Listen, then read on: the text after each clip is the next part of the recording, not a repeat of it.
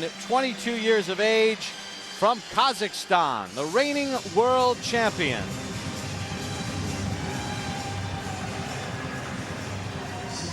Golovkin with an opportunity for gold. And if there's a boxer in this competition with a chip on his shoulder, it is this man, the Russian, Gaidarbekov, 27 years of age. Back at the Sydney Olympics, Teddy, he fought for gold against Jorge Gutierrez of Cuba. He had the lead in this bout, but he was not able to hold on and wound up losing a very close decision, 17-15. And came so close to gold. Then he fell out of favor with the Russian Federation, was not on the world scene. They were trying to punish him because they didn't like his training habits. They didn't think he worked hard enough. Shows up at the European Championships and he wins gold, and now here he is battling for Olympic gold against Gennady Golovkin.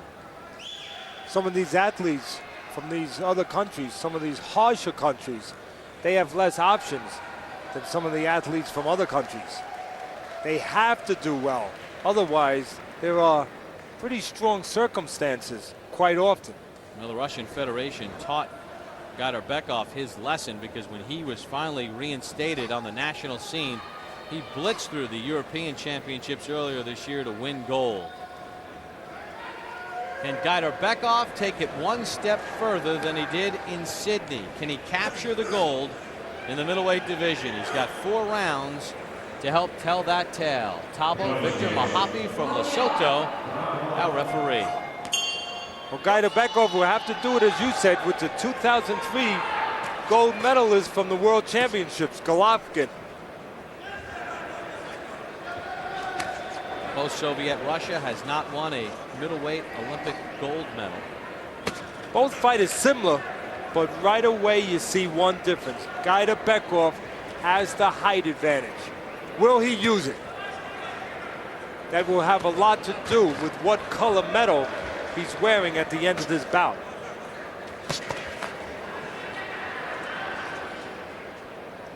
Right now, Gaidarbekov would like to set up on the outside, use that height, and have a theme in his head.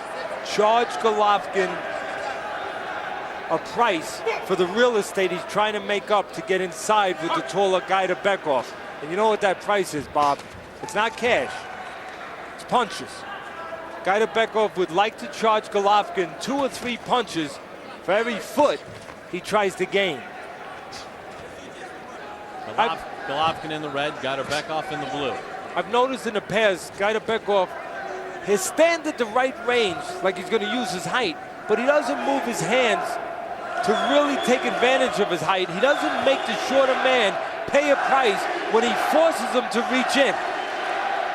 Now Golovkin, the shorter man, when he gets inside, he just threw a little bit of a forearm or an elbow in the face of Gaidarbekov, but Golovkin not taking advantage of his assets. We talked about Gaidarbekov not using his height, letting Golovkin get in. Well, Golovkin, the shorter man, not taking advantage of his shorter arms when he gets inside. He's smothering himself. You don't want to work inside with a taller man and then put your hands behind him and not be able to work. These two boxers started as teammates as part of the old Soviet Union. In 1992 in Barcelona, they competed under the unified team. In 1996, under their own respective flags. Gaidarbekov of Russia down 6-2 at the end of the first round.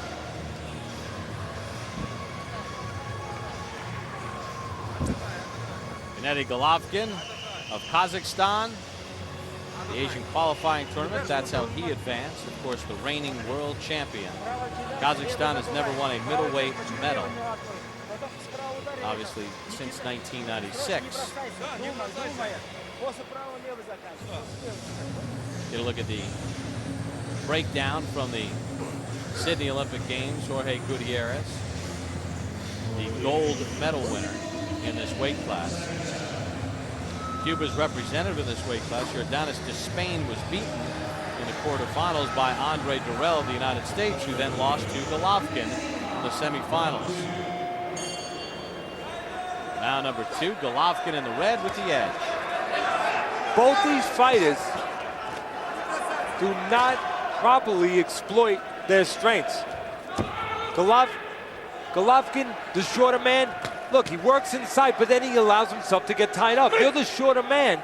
The taller man's at a disadvantage inside. He can't use those long arms. You're inside, you want to work. You don't want to smother yourself. Golovkin doesn't do a good job when he gets inside of taking advantage of his asset. Having shorter arms, maybe physically being stronger. And again, I said both fighters do not take advantage of the things they should. Gaidarbekov, guilty of the same.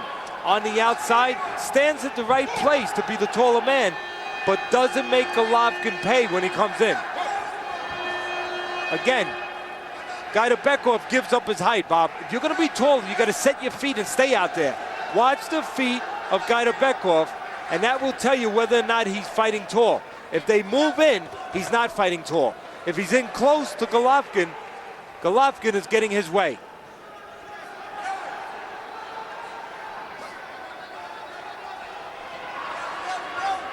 Golovkin, a little movement there. Gaidarbekov gets in a left to pull within one. Once again, Gaidarbekov, he stands off at the right place. He's got to move those hands as the shorter Golovkin gets forced to try to reach in and close the gap with the taller man. Golovkin told to keep his head up. For the most part, if you just come in late on this fight, all you got to know is if you see them in close, it's got to be favoring the man in red, Golovkin. The short. Gaidarbekov wants range. Now Golovkin in the red has been cautioned 4 times by our count for leading with his head. He should have received a warning. If you receive a warning, 2 points are added to your opponent's score. Again, Golovkin gets inside where he wants to be. He's the shorter man, but then smothers himself, takes away the advantage that he momentarily gains and worked for. Neither fighter using their assets. Let's take a look from up ahead. You can see there, the shorter man gets inside.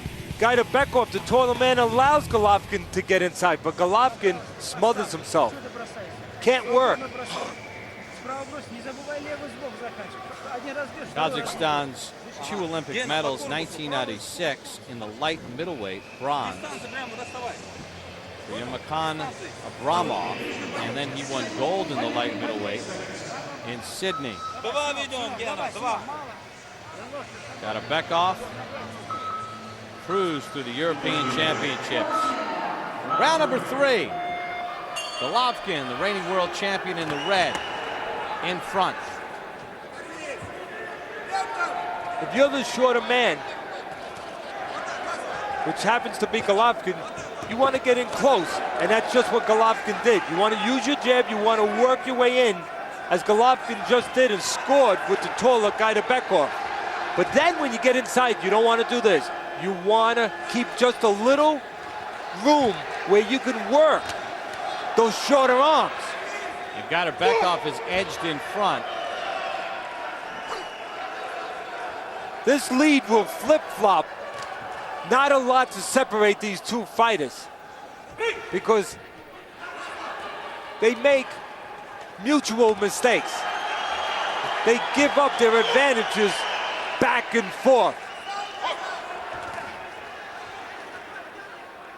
Again, Gaidarbekov, the taller man.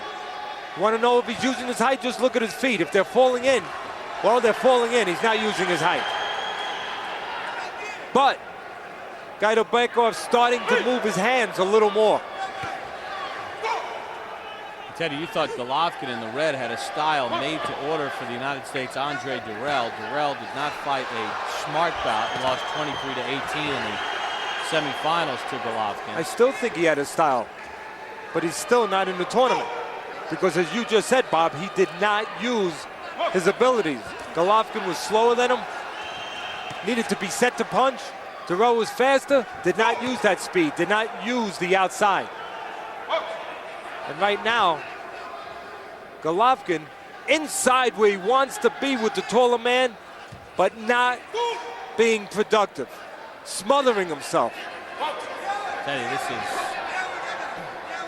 very sloppy, as was the light welterweight bout between Johnson and Unyumnum. Not a lot to separate here. If either fight would find a way to score or just to punch on the inside, that could be enough to carry that fighter to gold in what figures to be a close fight down the stretch. Now, looks like Gaidarbekov starting to rise up with a little bit more of an effort. Through 3, Gaidarbekov leads Gennady Golovkin 18-13. Golovkin wants to get inside, that time using the jab, reaching a little bit, but still catching the taller Gaidarbekov because Gaidarbekov not moving his hands as the shorter man comes forward. Gaidarbekov outscored Golovkin 10-3 in that third round to grab control of this bout. Again, that's why Golovkin does not have the edge. He's getting geography-wise where he wants to get, close to the taller man, but not doing what he needs to do, not moving his hands, Bob. You know, Teddy, we should make reference. We see the referee, Mohapi, constantly giving cautions. There's no official scoreboard to how many cautions the referee gives a specific infraction. If he gives 3, he's supposed to issue a warning, but it's up to the referee to keep track of how many of each infraction he's given. Woody Gregory, our statistician, has 5 leading with heads for Golovkin, but he's yet to be warned. Golovkin just showing you right there that he knows the score, literally and figuratively. He knows he's behind. He feels pressure. He's getting anxious. He's moving forward. But the key, if you're the shorter man and you want to move forward with the taller man, as Golovkin wants to do with Gaidarbekov, you must understand how to do it. It's not enough just to have the idea and the desire to do it. A lot of people have ideas and desire. You have to know how to go about it. Golovkin needs to jab his way in. And he's just leading with long punches. Another leading with the head for Golovkin, but still no warning. Hey, this is basically 2 punches and a hug.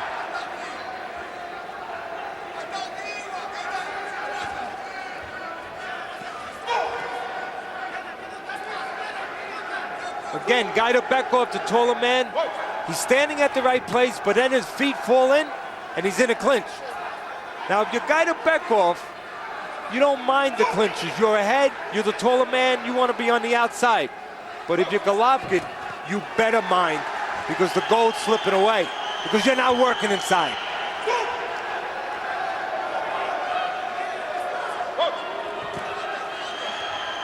And if you're the fans at home or us, you mind a lot because you're seeing too much hugging, not enough fighting. Gaidarbekov by 7. That is the 8th caution to Golovkin for leading with his head. Now, as sloppy as it is here, and I don't know why they have these rules, you're making a good point. If you're not going to take points away, I mean, what's the sense of giving out all these cautions if you're never going to take points away? There's been enough of them. Matter of fact, there's more action from the ref than from the fighters in some spots. But again, Gaidarbekov has the lead now and has enhanced it because at least he's punching as Golovkin tries to get in close and earn real estate.